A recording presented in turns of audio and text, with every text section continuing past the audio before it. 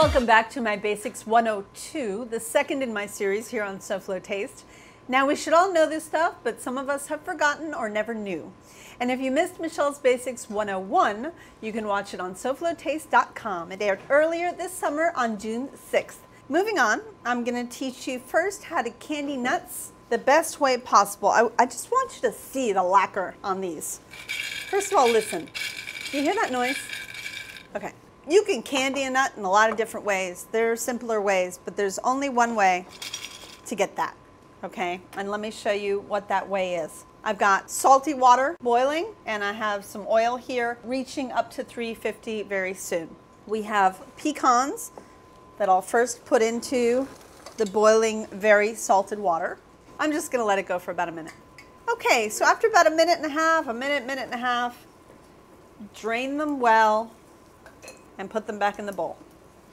Definitely discard the water when you're done. To these hot nuts, add a nice amount of powdered sugar and mix it until it dissolves.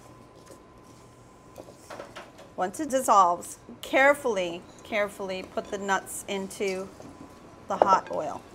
And they take about 4 to 5 minutes. The first thing you're gonna look for is that it stops bubbling. And the second thing you're going to look for is that golden brown color. When I fry things at home, I like to put them in little by little to make sure that my oil never rises above the pot.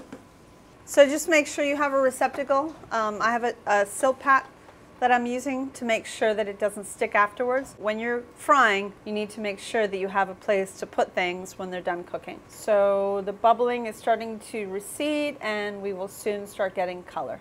So the next thing I wanted to teach you how to make is a mayonnaise. Egg yolks and oil make mayonnaise. But of course we want to make something a little more delicious than just egg yolks, right? And oil. So what I'm going to make is, when you take mayonnaise to the next level, is called an aioli, which is a flavored mayonnaise. So I'm making a basic mayonnaise with a little bit of flavor. Okay, so you can learn two things at once: how to give a mayonnaise flavor and how to make mayonnaise. I have some cooked garlic, which I cook in olive oil until it becomes really soft on low heat. Make a paste out of it. Just going to use about 1.5 cloves. You really need some kind of an acid. A lot of mayonnaises have vinegar.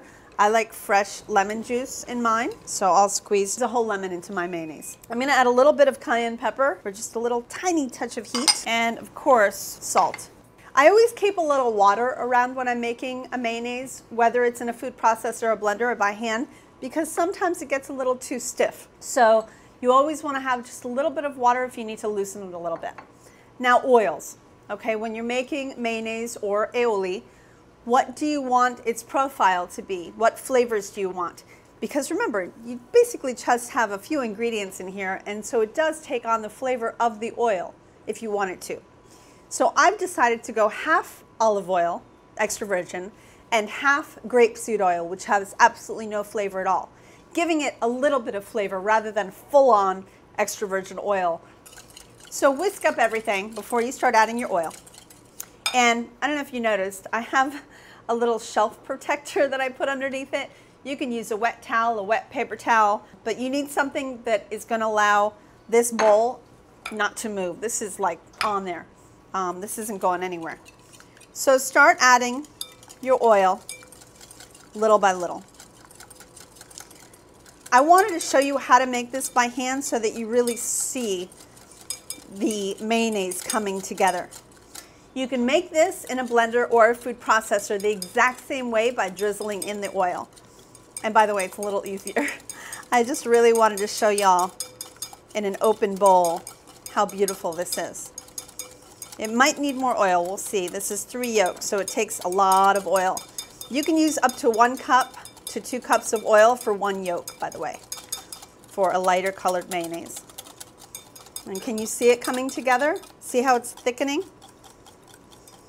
And remember, you have to be really patient and go as slow as possible with the drizzle of the oil. So I've used all the oil that I have. I could keep going, but I think this looks beautiful. I didn't even have to add the water. I'm going to go ahead and check our nuts, which are ready.